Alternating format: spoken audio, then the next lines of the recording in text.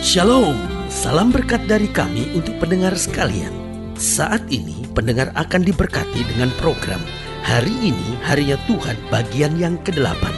Sebuah program rohani tentang doktrin Alkitab yang menolong kita untuk semakin tertanam dalam kebenaran firman dan bertumbuh dalam kemuliaan. Bersama hambanya, Pendeta Gilbert Lumwendong, STH.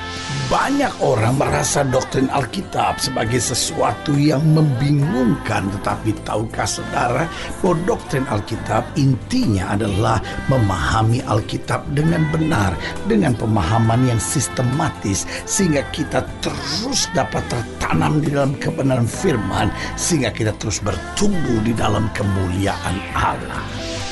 Buka hati saudara sekalian untuk menerima berkat-berkat firman-Nya hari ini. Jika ada seorang menatap saudara dan berkata, kamu harus bertobat, maka tidak banyak orang yang senang dengar kalimat itu. Karena setiap orang pasti akan tersinggung, setiap orang pasti akan marah, setiap orang pasti akan kecewa dan berkata, kenapa saya mesti bertobat? Saya orang jahat, saya pembunuh, saya penjina. Dan bahkan meskipun orang itu hidup dalam kejahatan, sekalipun dia tidak senang dengar kata itu. Mungkin ada kata lain yang akan lebih menyenangkan kalau orang berkata, kamu mungkin perlu berubah. Nah, kata itu mungkin akan lebih nyaman didengar daripada kata kamu harus bertobat. Tapi tahukah saudara bahwa tanpa kita bertobat, kita tidak akan pernah melihat kerajaan Allah. Melihat saja tidak, apalagi masuk ke dalamnya. Berarti saudaraku yang kasih dalam Tuhan, pertobatan kata yang memang tidak disukai oleh manusia. Tetapi pertobatan itu adalah kata yang paling menyenangkan hati Tuhan. Di mana ada orang datang pada Tuhan dan berkata, Tuhan, saya bertobat. Maka disitulah kemenangan, mujizat, perkara besar akan terjadi dalam kehidupannya. Haleluya. Nah, saudaraku yang kasih dalam Tuhan, selamat datang dalam program kita Hari Ini Harinya Tuhan. Sebuah program rohani yang akan membawa iman kita senantiasa lebih dekat kepada Tuhan. Dan kita menempatkan firman Tuhan sebagai dasar kehidupan kita untuk membawa kita senantiasa menjadi orang-orang yang mengasihi Tuhan dan setia kepada Tuhan dan pekerjaannya. Haleluya. Dan dalam program ini kita sedang membahas Lukas pasal 13 ayat 1-5. Secara khusus kita sedang membahas tentang satu kata penting ini, yaitu bertobat. Saudaraku yang kasih dalam Tuhan, memang kata bertobat ini buat banyak orang seringkali kedengarannya sangat kasar.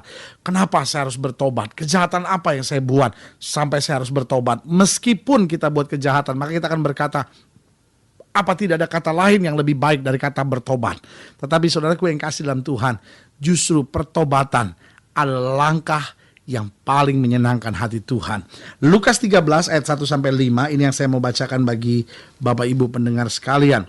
Pada waktu itu datanglah kepada Yesus beberapa orang membawa kabar tentang orang-orang Galilea yang darahnya dicampurkan Pilatus dengan darah korban yang mereka persembahkan. Saudara bisa bayangkan bahwa ada orang-orang yang dianiaya, ada orang-orang yang dibunuh. Tetapi begitu jahatnya Pilatus ini, sehingga apa yang terjadi?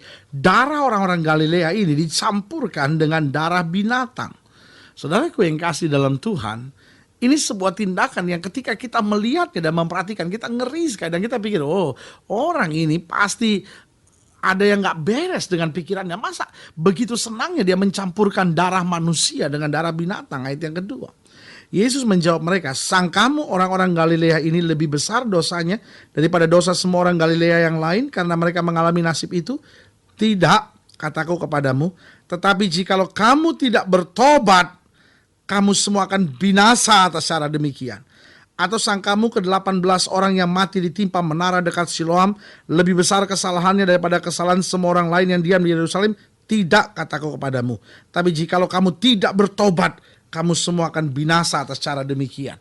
Saudaraku yang kasih dalam Tuhan, dari sini kita bisa melihat ada banyak orang sedang berkata, waduh, itu dosa apa yang dibuat sampai orang itu kok disiksa, dianiaya sampai seperti itu. Tetapi Yesus mau jelaskan dan berkata, loh, kalau kamu tidak bertobat, kamu pun akan mengalami hal yang sama. Dengan lain kata, kamu boleh jadi orang baik, tapi kalau kamu tidak bertobat, maka apa yang terjadi? Kamu pun akan dilemparkan ke dalam neraka. Kamu pun akan mengalami aniaya dan siksaan. Berarti saudaraku yang kekasih, jelas dalam Tuhan, Alkitab mau menggambarkan buat kita bahwa bertobat bukan hanya buat orang-orang jahat, tetapi orang-orang baik pun harus bertobat. Lalu pertanyaan kita kalau begitu, loh, apa sebenarnya arti bertobat? Nah, bertobat sebenarnya bukan sekedar berhenti berbuat dosa atau berbuat yang baik. Bertobat bukan berarti, oh ya, saya tadinya mabuk, sekarang saya nggak mabuk lagi. Sekarang saya buat baik. Tadinya saya mencuri, saya sekarang nggak mencuri lagi. Sekarang saya mau berbuat yang baik. Bertobat bukan hanya sekedar berhenti berbuat dosa. Ada banyak orang berhenti berbuat dosa, tetapi sebetulnya tidak bertobat, karena ini dua hal yang berbeda. Ada banyak orang yang sebetulnya berhenti berbuat dosa karena dia pikir dosanya menyiksa dia, dosanya menyengsarakan dia, dan dia mau berhenti. Ada orang-orang yang misalnya berhenti merokok hanya karena dokter berkata bahwa kalau kamu merokok lagi, kamu pasti akan mati karena kanker paru-parumu sudah sangat parah. Ada banyak orang yang mungkin berhenti minum karena dokter berkata kamu minum 1 botol lagi kamu mati karena liver kamu sudah terbakar, sudah hancur. Ada banyak orang yang mungkin berhenti berbohong karena istrinya berkata, kalau kamu sekali lagi berbohong, saya ceraiin kamu, saya udah gak tahan. Punya suami yang selalu berbohong sama saya. Lihat saudaraku yang kasih dalam Tuhan, sebetulnya ada banyak alasan untuk orang berhenti berbuat dosa. Tetapi saudaraku yang kasih dalam Tuhan, berhenti berbuat dosa dan berbuat yang baik, itu bukan berarti bertobat. Ada banyak orang-orang baik yang melakukan perbuatan-perbuatan yang baik. Dan saudara jangan merasa aman hari ini dengar firman Tuhan dan berkata, oh pendeta saya tidak pernah mencuri, saya tidak pernah membunuh, saya tidak pernah merampok, saya tidak pernah melakukan kejahatan, saya tidak pernah pergi ke dukun. Bagaimana pendeta dapat berkata bahwa saya perlu bertobat? Saya mau ingatkan sekali lagi bahwa pertobatan bukan hanya untuk orang-orang jahat, karena pertobatan bukan hanya sekedar berhenti berbuat dosa, tetapi juga pertobatan harus perlu mutlak bahkan bagi orang yang baik. Karena berbuat baik tidak selamanya tanda bahwa kita bertobat. Nah mungkin setelah mendengar program ini dan berkata, pendeta kalau begitu apa artinya bertobat? Yang kedua saya pelajari, bertobat bukan hanya tertarik dengan kegiatan-kegiatan rohani. Saya suka dengar banyak orang bicara begini, pendeta, tahu nggak si ini, kebetulan nama orang terkenal mulai disebut, tahu nggak pendeta, si ini sudah bertobat. Lalu saya tanya, loh dari mana tahunya? Dia mulai pergi ke gereja. Orang itu tadinya nggak pernah ke gereja pendeta, sekarang mulai ke gereja. Bahkan sekarang mulai ada fenomena baru, artis-artis mulai bersaksi, orang-orang terkenal mulai bersaksi, orang-orang yang punya nama mulai bersaksi di mana-mana. Lalu orang mulai berkata, tahu nggak? Orang itu sudah bertobat, dia sudah bersaksi.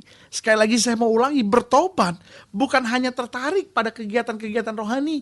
Ada banyak orang yang tertarik pada kegiatan-kegiatan rohani karena dia jenuh dengan kegiatan dia. Dia jenuh dengan main film, dia jenuh dengan nyanyi. Dia pikir, saya mau merambah ke dunia baru. Jangan-jangan dunia rohani ini membawa ketenangan buat batin saya, membawa ketenangan buat jiwa saya. Dia bukan hanya bertobat, dia cuma stres, saudara-saudara. Orang-orang seperti ini bukan orang-orang bertobat. Ada banyak orang yang mulai bersaksi, tetapi tetap punya bini piaraan. Ada banyak orang yang bersaksi, tetapi tetap terlibat dengan narkoba. Saudaraku yang kasih dalam Tuhan, ini berbahaya. Kita nggak bisa hanya cinta exposure. Lalu karena kita dengar, oh ini orang terkenal, oh dia sekarang bersaksi. Apa kesaksiannya? Saudaraku yang kasih dalam Tuhan, ini juga peringatan besar buat setiap pemimpin-pemimpin persekutuan doa, untuk setiap pendeta-pendeta, gembala-gembala sidang. Kita nggak bisa hanya undang orang sekedar karena terkenal, tetapi hidupnya tidak bertobat.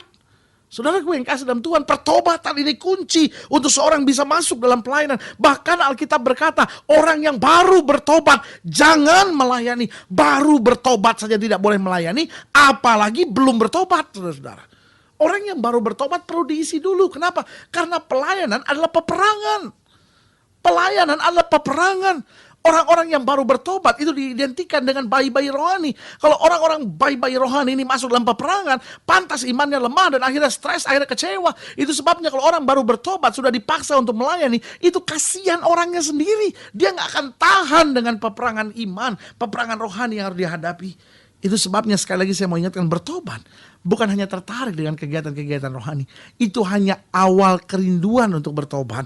Tetapi bertobat yang sebenarnya adalah berbalik dari jalan kita. Artinya kita menyadari Tuhan, saya butuh Tuhan. Saya bukan hanya perlu jadi orang baik, tapi saya butuh Tuhan dalam hidup saya. Apa artinya bertobat? Berarti saya berbalik. Turn around. Saya berbalik 180 derajat meskipun saya orang baik. Tapi saya mungkin selama ini mengandalkan kekuatan saya sendiri. Saya membutuhkan Kristus dalam hidup saya. Sehingga saya dapat berkata hidupku bukannya aku lagi. Tapi Kristus yang hidup di dalam aku. Berarti yang pertama, apa artinya bertobat? Berbalik dari jalan kita. Saya tidak mengandalkan kekuatan saya sendiri lagi. Tapi mengandalkan Tuhan. Yang kedua, bertobat berarti mengizinkan Yesus masuk dalam hidup kita, mengatur hidup kita. Sehingga kita berani berkata, Tuhan, apapun yang saya buat, saya akan buat ini untuk menyenangkan hati Tuhan. Kalau saya berbuat baik bukan supaya saya masuk surga. Saya berbuat baik bukan karena saya takut karma. Tapi saya berbuat baik karena Yesus sudah berbuat baik terlebih dahulu dalam hidup saya. Berarti apa artinya bertobat? Yang pertama, saya berbalik dari jalan saya. Yang kedua, saya menyadari kasih Tuhan. Saya membiarkan kasih itu, Yesus itu masuk dan menguasai hidup saya. Dan yang ketiga, saya punya kebencian terhadap dosa. Saya menolak setiap dosa. Bukan hanya dosa dalam perbuatan, tapi dosa dalam pikiran. Yang orang lain mungkin gak tahu. Dosa dalam hati, yang mungkin gak ada orang yang tahu. Tetapi saya tahu, Tuhan tahu. Dan yang keempat, apa artinya bertobat? Hidup saya dipimpin oleh Roh Kudus. Sekarang apapun yang saya buat dalam hidup saya ingin Roh Kudus memimpin hidup saya. Itulah pertobatan yang sejati. Saudaraku yang kasih dalam Tuhan, berita Yohanes sederhana, bertobatlah sebab kerajaan Allah sudah dekat. Berita Yesus sederhana, bertobatlah, bertobatlah. Berarti berita setiap orang percaya adalah bertobat. Berarti langkah dan keputusan setiap kita harus bertobat. Apa artinya bertobat? Tuhan, saya tidak mau andalkan kekuatan saya sendiri lagi. Apa artinya bertobat? Tuhan, saya mau membiarkan kasih Yesus menguasai hidup saya. Apa artinya bertobat? Saya benci dosa. Apa artinya bertobat? Roh Kudus mengendalikan hidup saya. Roh Kudus menjadi jurumudi kehidupan saya. Sehingga hidup saya tidak lagi saya jalankan dengan pemikiran ini menguntungkan atau tidak menguntungkan. Ini menyenangkan atau tidak menyenangkan. Tetapi hidup ini mulai saya jalankan dengan pemikiran. Ini menjadi berkat gak ya? Ini menyenangkan hati Tuhan gak ya? Ini sesuai dengan firman Tuhan gak ya? Waktu kita line up with God, waktu kita sejalan dengan rencana Tuhan, di situ baru kita lihat hidup yang penuh kemenangan. Saudaraku yang kasih dalam Tuhan, setiap saudara yang mendengar program ini, saya percaya tidak kebetulan saudara mendengar program ini. Jika saudara seorang baik yang tidak pernah mengundang Yesus sebagai Tuhan dan Juru Selamat, ini saat saudara untuk bertobat. Ini saat saudara untuk dilahirkan kembali, kata Alkitab. Nikodemus datang pada Yesus dan Yesus berkata, jika kamu tidak dilahirkan kembali, kamu tidak akan melihat kerajaan Allah. Kalau kamu tidak bertobat, kamu tidak akan melihat kerajaan Allah. Padahal Nikodemus adalah a doctor of law. Dia adalah pengajar dalam hukum Taurat. Tetapi waktu dia mau terima, waktu dia mau buka hatinya, di situ saudaraku yang kasih dalam Tuhan, kebenaran, kuasa, kemuliaan akan mengendalikan kehidupan kita. Haleluya. Saudara gue yang kasih dalam Tuhan, jika saudara ingin dilayani lebih jauh, hubungi kami melalui telepon, hubungi kami melalui surat, kunjungi website kami, karena kami ada untuk membawa Bapak Ibu saudara senantiasa lebih dekat pada Tuhan dan mengalami kasih kuasa mujizat yang luar biasa. Melalui program ini secara khusus juga saya mau berdoa untuk setiap saudara yang sakit, setiap saudara yang berbeban berat, setiap saudara yang mungkin hari-hari ini menyadari bahwa saya sebetulnya belum bertobat, saya belum terima Yesus sebagai Tuhan dan Juru Selamat. Mungkin saya coba berhenti berbuat dosa, mungkin saya mulai tertarik pada kegiatan rohani, tapi secara khusus saya betul belum sungguh-sungguh berbalik dari jalan saya. Saya mau jadikan Yesus yang paling utama. Jika itu doa saudara, saudara boleh juga taruh tangan kanan saudara di dada dan kita berdoa. Bapa, dalam nama Yesus hamba doa buat setiap pendengar sekalian yang sakit, yang berbeban berat, yang sedang alam goncangan ekonomi, goncangan keluarga, rumah tangga, goncangan di masa muda, atau mereka yang mungkin hari ini mengambil keputusan untuk bertobat, menerima Yesus sebagai Tuhan dan Juru Selamat. Melalui program ini hamba berdoa di dalam nama Yesus, Tuhan jamah, Tuhan pulihkan, Tuhan kerjakan mujizat, sehingga melalui program ini kembali kami lihat jamahan Tuhan, kuasa Tuhan, kemuliaan Tuhan menguasai hidup kami. Di dalam nama Yesus hamba berdoa. Haleluya. Amin. Saudaraku yang kasih dalam Tuhan, kita sudah berdoa. Imani apa yang kita doakan, karena Tuhan tidak pernah lalai menepati janjinya. Doa saya menyertai saudara tetap bersemangat, tetap bersuka cita, tetap tegar menghadapi kehidupan ini, karena kita tahu bersama Yesus kita cakap menanggung segala perkara. Doa saya menyertai saudara sampai berjumpa pada program berikut. Ingat, jangan lupa jadikan hari ini harinya Tuhan. Haleluya.